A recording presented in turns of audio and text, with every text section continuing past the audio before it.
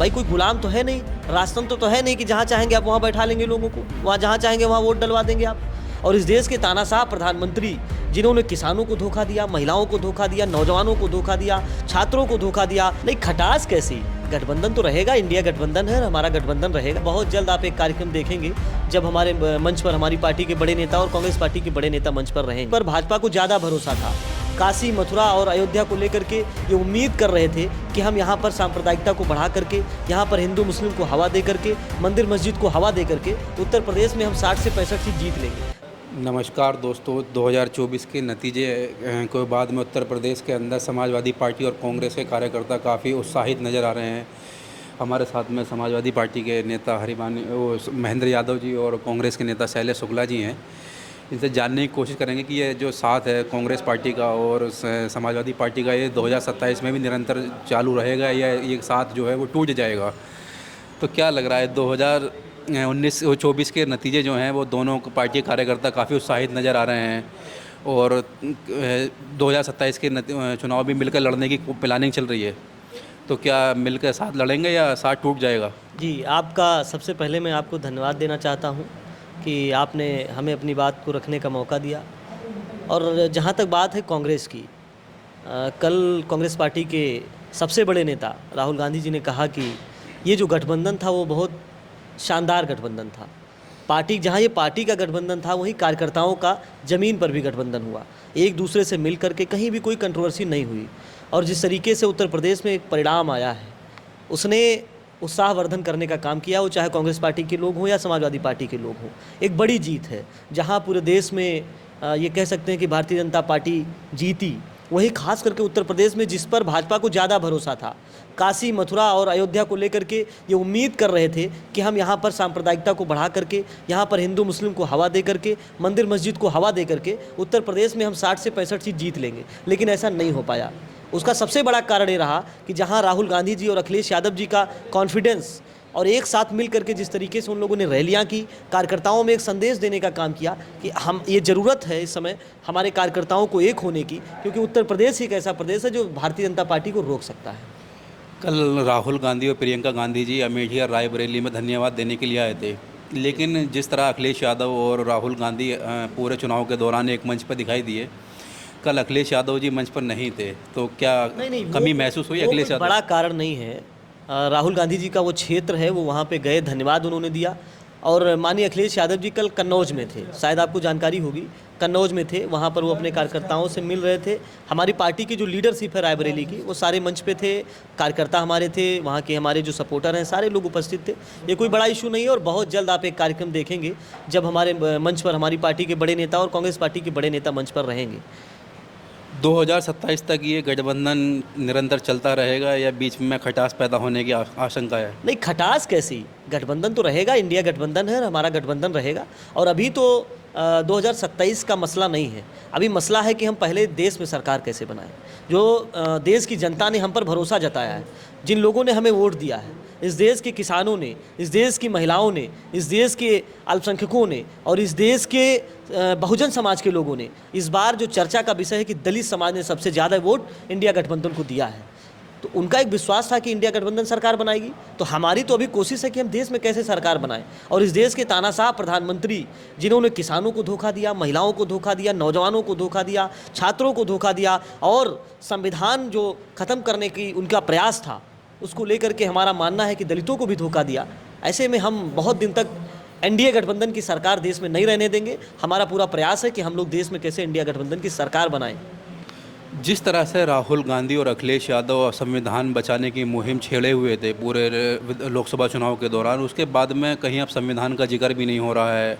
और दलितों की पार्टी, जिस तरह बहुजन समाज पार्टी बड़ी दलितों की वर्ग प्रतिनिधित्व करती रही है, उसको 9% वोट अभी भी मिला है। तो क्या अभी भी इस वोट के अंदर सेंधमारी की गुंजाइश है? नहीं, पिछली बार 14% मिला था आदरणीय बहन जी को और इस बार 9%, 5% वोट घट गया। यानी कहीं ना कहीं दलित समाज का भरोसा कम हुआ है ना। और चुनाव में सेंधमारी और करेंगे क्या? नहीं, 27 में अगर यही रवैया उनका रहा, अगर समाज में काम नहीं करेंगी, हक और हकूक़ के सवालों को लेकर के अगर नहीं संघर्ष करेंगी, तो ये हम थोड़ी कह रहे हैं। समाज खुद जिस पे भरोसा करेगा उसके साथ चला जाएगा। भाई कोई गुलाम तो है नहीं, राजतंत्र तो है नहीं कि जहाँ चाहेंगे आप वहाँ बैठा लेंगे लोगों को, वहाँ जहाँ चाहेंगे वहाँ वोट डलवा देंगे आप। ये लोकतंत्र है। लोकतंत्र में जहाँ जिसकी मंशा होती है और अपनी मंशा के अनुरूप जो पार्टी और नेता मुद्दों पर संघर्ष करता है, जनता उसका साथ देती है। उत्तर प्रदेश की जनता ने हमारा साथ दिया है, जनादेश हमारे पक्ष में आया है, हम उसका स्वागत करते हैं, अभिनंदन करते हैं और जनता का भी धन्यवाद देते हैं। आने वाले समय में जो दलितों, पिछड़ों के और अखिलेश समाज के मुद्दे हैं, उनको लेकर के समाजवादी पार्टी, इंडिया गठबंधन सड़क से लेकर के सदन तक संघर्ष करेगा। धन्यवाद। इधर आ जाइए आप, शैलेश भाई से।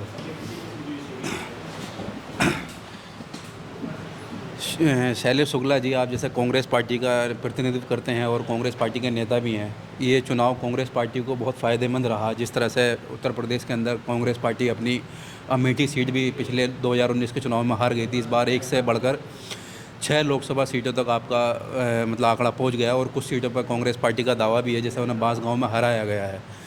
तो क्या लग रहा है 2027 भी चुनाव है उत्तर प्रदेश, कहा जाता है कि दिल्ली का रास्ता उत्तर प्रदेश से होकर जाता है, तो क्या अभी कांग्रेस को और मेहनत करने की ज़रूरत है? देखिए, निश्चित तौर पर जो इस बार का जो परिणाम आया है लोकसभा चुनाव का, वो कांग्रेस के लिए बेहतर रहा है पिछले चुनाव के मुकाबले। और जैसा कि आपने कहा कि भाई और मेहनत करने की आवश्यकता है, तो निश्चित तौर पर मेहनत तो हमें लगातार करते रहना चाहिए और हम और मेहनत करेंगे।